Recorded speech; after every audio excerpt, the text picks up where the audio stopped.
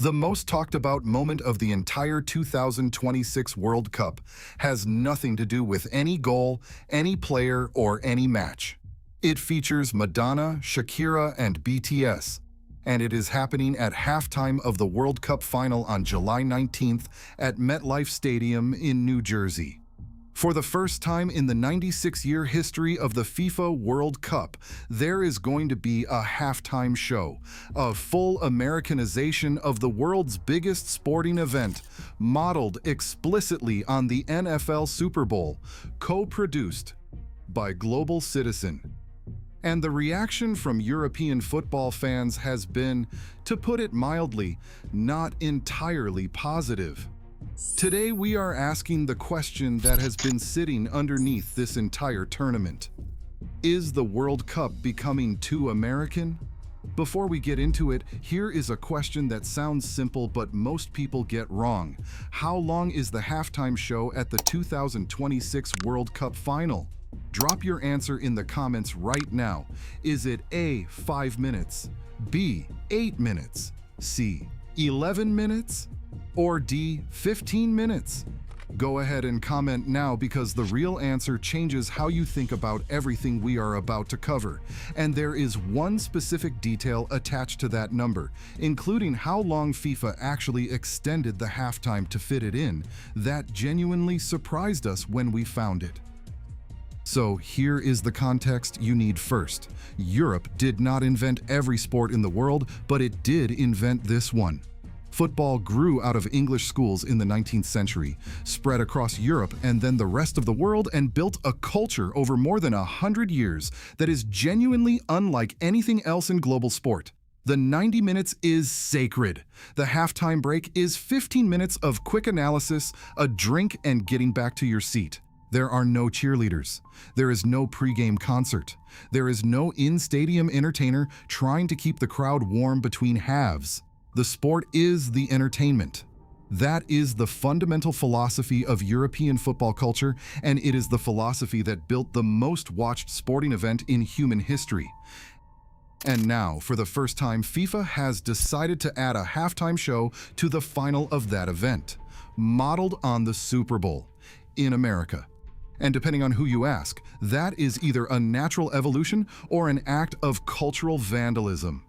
Let us start with the halftime show itself, because the reaction to it tells you everything about where this debate actually lives.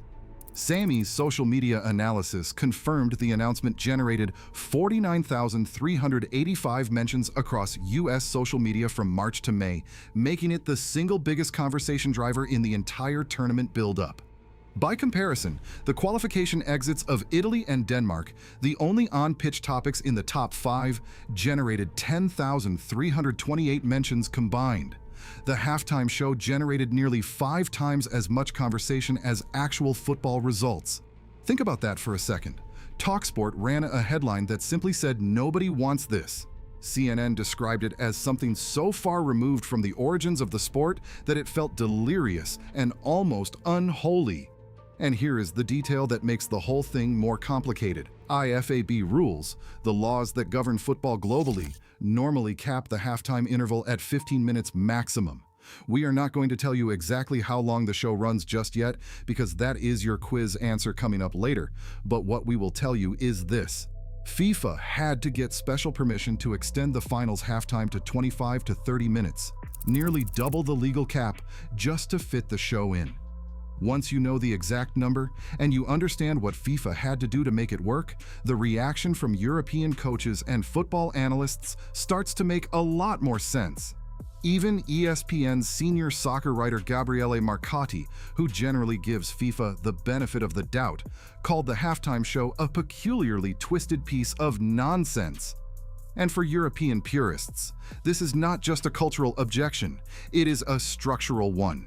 The 15-minute halftime break exists for specific sporting reasons. Coaches use it to make tactical adjustments that can completely change the outcome of a match. Extending it to accommodate a pop concert is, from a purely sporting perspective, a genuine interference with the game itself. Now, here is where the halftime show stops being the story and starts being a symptom of something much bigger.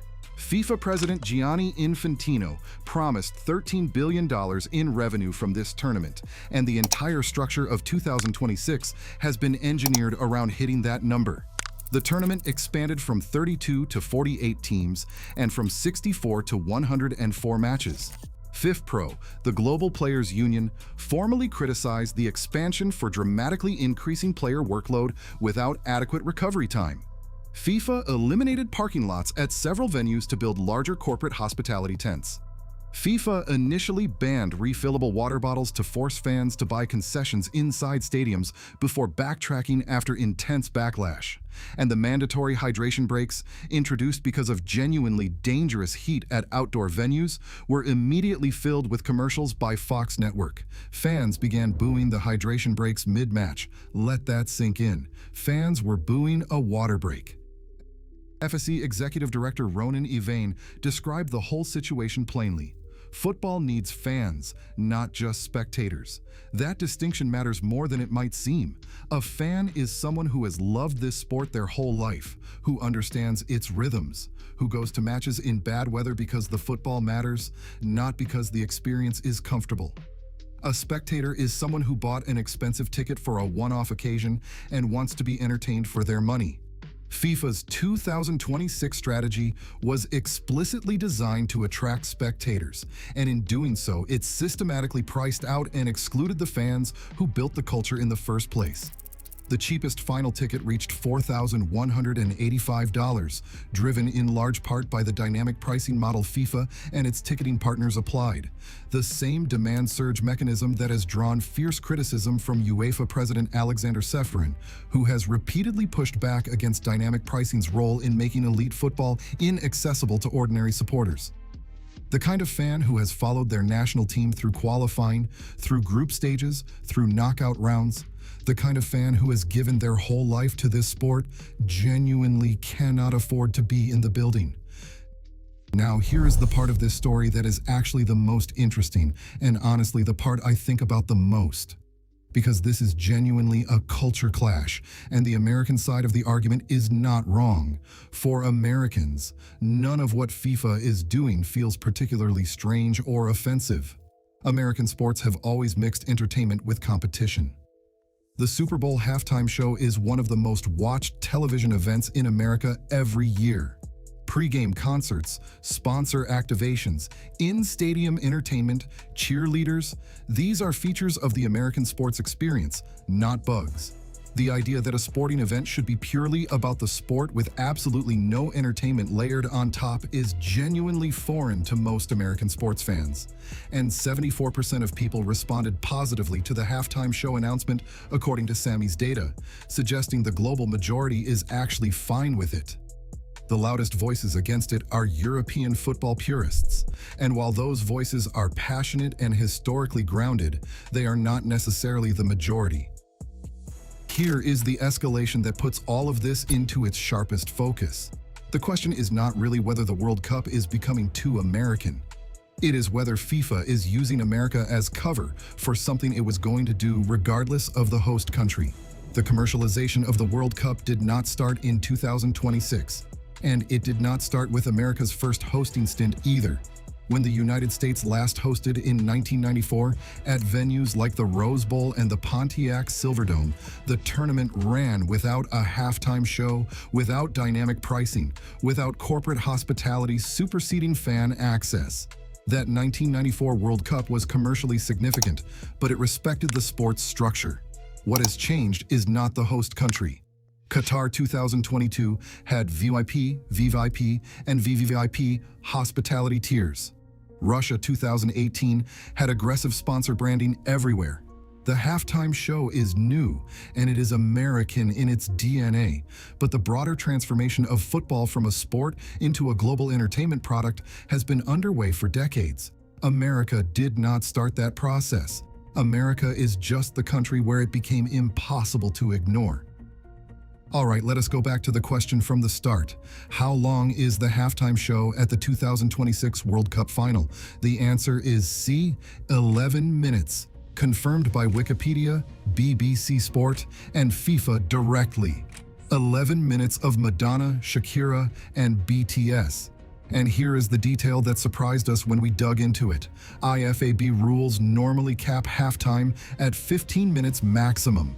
FIFA had to get special permission to extend the finals halftime to 25 to 30 minutes just to fit the show in, which means the show is not just 11 minutes of entertainment. It is the reason the biggest match in world football has a halftime that is nearly twice as long as any other match in the tournament.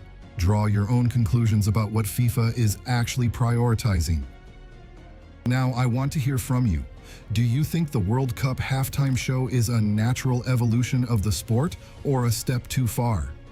And if you are American, does the Super Bowl comparison make it feel completely normal to you?